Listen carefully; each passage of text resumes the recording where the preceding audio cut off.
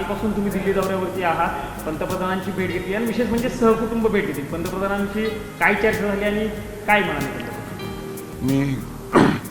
मी काल देशाची राजधानी दिल्ली येथे उपस्थित आहे.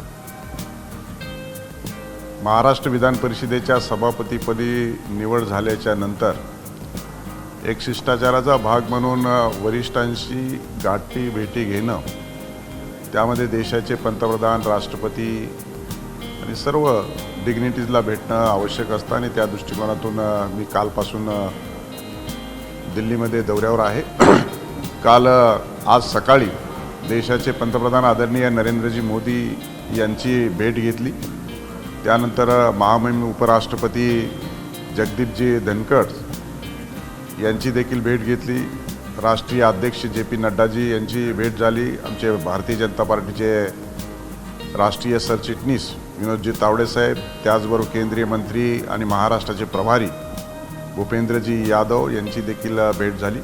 आज संध्याकाळी देशाचे गृहमंत्री आदरणीय अमितभाई शहा यांची देखील 8 वाजता भेट होणार आहे. एकूणच महाराष्ट्रातल्या विधान परिषदेच्या निवडणुकीनंतर माझी सभागृहामध्ये एकमताने निवड झाली आणि भारतीय जनता पार्टीने आणि महायुतीने मला या पदासाठी उमेदवार म्हणून घोषित केलं आणि एकमताने निवड झाल्याच्या नंतरच राज्यातल्या नेतृत्वाच्या भेटी घेतल्या, आज केंद्रातल्या नेतृत्वाच्या भेटी घेतल्या आणि आज रात्री अमितभाई शहा देशाचे गृहमंत्री यांची देखील भेट घेणार आहे.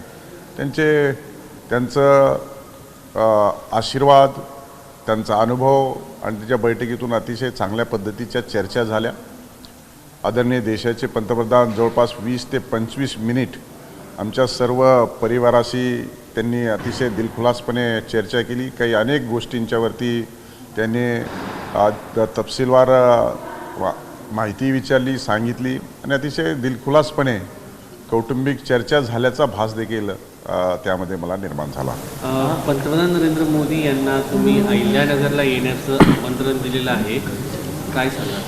मला वाटतं पुण्यश्लोक अहिल्यादेवी होळकर यांची 30 शताब्दी जन्मवर्ष यावर्षी साजरे होत आहे आणि त्यानिमित्तानं त्या अहिल्यादेवी होळकरांच्या माहेरच्या परिवारातला एक घटक आणि सर्वोच्च महाराष्ट्रातील संविधानिक पदावरती पोहोचले असल्यानंतर निश्चितच माझं हे कर्तव्य ठरतं.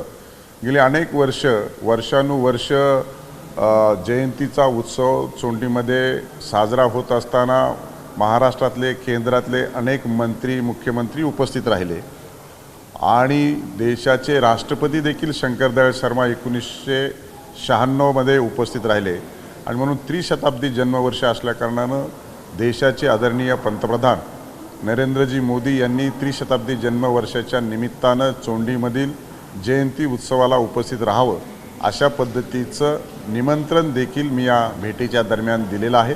त्यांच्यामध्ये निश्चितच सांगण्यात आलं आहे की या संदर्भामध्ये निश्चित मी विचार करेल आणि लवकरच आपल्याला कळवेल. आई देखील सोबत होत्या, पहिल्यांदाच आई दिल्लीत आल्या. तुम्ही एक अगदी सर्वसामान्य कुटुंबातून येतात, त्यांच्याशी पंतप्रधान नरेंद्र मोदी यांनी काय संवाद साधला, मुलाशी काय संवाद साधला? मला असं वाटतं की माझ्या आईचं आणि पंतप्रधानाच्या भेटीचं अतिशय महत्त्वाचं मला मोठा दिलासा देणार आहे. माझं कुटुंब हे शेतकरी आहे, अशिक्षित आहे आणि माननीय पंतप्रधान महोदय गेल्याबरोबर आईकडे पाहिलं आणि काय चाललं आहे म्हटले मराठीतून, त्यावेळेस आमच्या आईने निश्चितच प्रश्न विचारला की काही नाही, छान चाललं आहे अशा पद्धतीचा उच्चार केला आणि खूप आपुलकीने चर्चा घडली.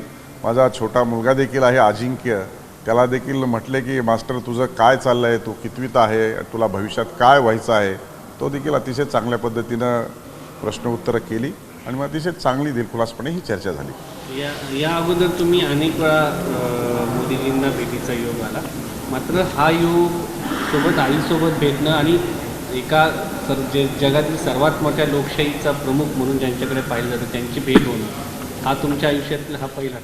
मला असं वाटतं की माझं कुटुंब किंवा परिवार हा दिल्लीत पहिल्यांदाच आला आणि थेट माननीय पंतप्रधान, उपराष्ट्रपती, राष्ट्रपतीचं देखील भेट ठरली होती, परंतु काही कारणास्तव ती पुढं ढकललेली आहे. देशाचे गृहमंत्री राष्ट्रीय अध्यक्ष अनेक मोठ्या व्यक्तींची भेट घेतली ही माझ्यासाठी अतिशय मोठी गोष्ट आहे.